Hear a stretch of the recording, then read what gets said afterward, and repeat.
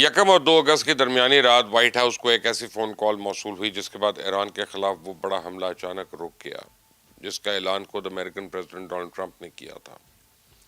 انہوں نے پوری دنیا کو بتا دیا کہ یہ حملہ اس سے بھی کہیں زیادہ تباہ کن ہوگا جو ہم نے سیکنڈ ورلڈ وار کے دوران کیے تھے۔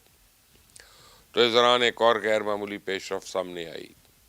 ہوتا کچھ یوں ہے کہ ایران اور عمان ابنائے ہرمز کے لیے نئے انتظام پر اتفاق کر لیتے ہیں اور ایک نیا بحری راستہ متعارف کرانے کا اعلان کرتے ہیں، اور اسی دوران عالمی منڈی میں خام تیل کی قیمت نیچے آنا شروع ہو جاتی ہے۔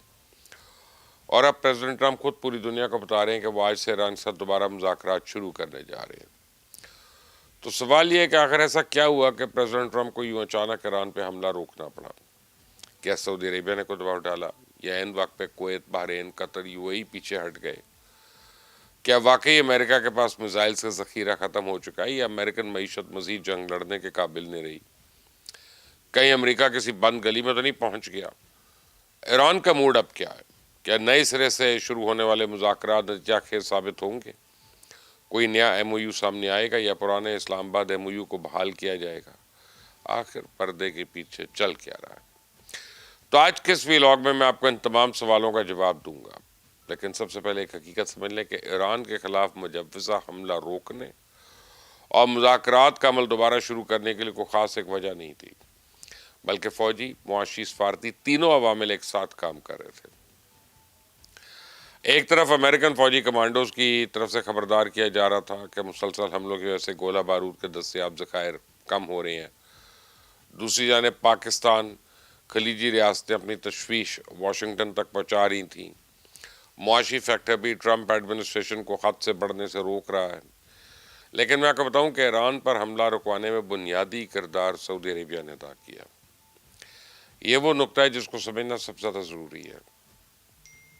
ہمارے عام طور پہ یہ سمجھا جاتا ہے کہ خلیجی ممالک امریکہ کے ہر فیصلے کی آنکھیں بند کر کے حمایت کر دیتے ہیں، لیکن اس بار صورتحال ماضی کی نسبت مختلف دکھائی دیتی ہے۔ سعودی عربیہ، قطر، کویت، بحرین اور دوسرے GCC ممالک کسی بھی طرح اس جنگ کو طول دینا نہیں چاہتے، اور ان کی خواہش ہے کہ جتنی جلدی ممکن ہو یہ جنگ بند ہونی چاہیے، اور وہ اس نتیجے پر پہنچ چکے ہیں کہ ایک تباہ شدہ اور شکست خوردہ ایران خطے کے لیے نئی مشکلات کا سبب بن سکتا ہے۔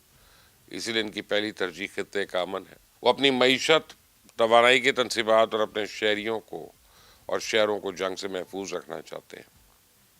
انہیں اچھی طرح معلوم ہو چکا ہے کہ اگر ایران پہ بڑا حملہ ہوتا ہے تو اس کا پہلا جواب اسرائیل میں نہیں بلکہ خلیجی ممالک میں آئے گا۔ تیل کی تنصیبات، گیس کے منصوبے، بندرگاہیں، water plants, grid stations, civil infrastructure سب خطرے میں پڑ سکتے تھے۔ یہی وہ سوچ ہے جس نے خلیجی ممالک کو امریکہ کی اسٹریٹجک مخالفت میں مجبور کر دیا۔ خلیجی تعاون کونسل کے پلیٹ فارم سے پریزیڈنٹ ٹرمپ کو ایک ہی پیغام ملا کہ اب آپ ہمارے مفادات کو نظر انداز نہیں کر سکتے۔ اعتماد میں لیے بغیر خطے کے فیصلے نہیں ہو سکتے، اور اس بات کا اعتراف خود پریزیڈنٹ ٹرمپ نے بھی کیا کہ پاکستان، سعودی عربیہ، قطر، عمان، کویت اور بحرین سب نے ان کو ایران پہ بڑا حملہ کرنے سے روکا۔ سنیں ذرا۔ I was asked to by Saudi Arabia, by UAE, and by Qatar, and by Iran. We were all set to go just about at this time right now, and it would have been a massive attack. We're all set to go, but when the allies asked to call it off, you got to sort of say, well, let's see. And the reason they asked is I think there's a deal. President Trump کا یہ اعتراف اس بات کا ایک واضح ثبوت ہے کہ خلیجی ریاستیں پہلی مرتبہ اپنی اجتماعی دانش اور سفارتکاری استعمال کر رہی ہیں۔ وہ امریکہ سے تعلقات ختم نہیں کرنا چاہتی ہیں، لیکن وہ یہ بھی ضرور چاہتی ہیں کہ خطے کے فیصلوں میں ان کی آواز بھی سنی جائے۔ اور میں آپ کو بتاؤں یہ وہ تبدیلی ہے جو آگے چل کے مڈل ایسٹ کی سیاست کا رخ بدل سکتی ہے۔ سعودی عربیہ کے ولی عہد پرنس محمد بن سلمان نے 1 اور 2 اگست کی درمیانی رات صدر ٹرمپ کو فون کیا اور ان کے سامنے صرف سعودی عربیہ کا موقف نہیں رکھا بلکہ خلیجی تعاون کونسل کا اجتماعی موقف پیش کیا۔ پرنس محمد بن سلمان نے اس مرتبہ زبان مختلف استعمال کی اور وائٹ ہاؤس پہ یہ واضح کر دیا کہ ہم امریکہ کے اتحادی ضرور ہیں، لیکن اپنی معیشت کو تباہ ہوتے ہوئے خاموشی سے نہیں دیکھ سکتے۔ اب آپ خود ہی فیصلہ کریں کہ سعودی عربیہ اور دوسری خلیجی ریاستیں امریکہ میں نئی سرمایہ کاری بند کر دیں یا پرانی سرمایہ کاری نکالنا شروع کر دیں تو کیا امریکن معیشت یہ جھٹکا سہے گی؟ اور اگر خلیجی ریاستیں امریکہ کی جنگی تیاریوں کے لیے اپنے ایئر سپیس بند کر دیں، انہیں اپنے اڈوں سے اڑنے کی اجازت نہ دیں یا اپنے اڈے خالی کروا لیں، تو کیا امریکہ اس جنگ کو جاری رکھ سکے گا؟ تو ٹرمپ ایڈمنسٹریشن پر یہ سیاسی دباؤ صرف خلیجی ریاستوں کی جانب سے نہیں آ رہا۔ اب آپ دیکھیں نا کہ یورپین کنٹریز بھی امریکہ کی اس وار اسٹریٹجی سے متفق نہیں ہے۔ نیٹو ابھی تک اس جنگ میں شامل نہیں ہوا۔ اٹلی، اسپین، فرانس کھل کر پریزیڈنٹ ٹرمپ کی پالیسیز پہ تنقید کر رہے ہیں۔ ایران کے وزیر خارجہ عباس اراغچی نے آج یہ دعویٰ کیا کہ برطانیہ، بلغاریہ اور یوکرین نے ان کو یقین دہانی کرائی ہے کہ اس جنگ میں شامل نہیں ہوں گے۔ یہ ہے وہ عالمی سیاسی دباؤ جس نے پریزیڈنٹ ٹرمپ کو ایران پہ بڑا حملہ کرنے سے مجبور کیا یا روکنے سے مجبور کیا۔ لیکن اس کے ساتھ ساتھ ایک عسکری دباؤ بھی ہے جو امریکہ کو مسلسل پیچھے ہٹنے پہ مجبور کر رہا ہے۔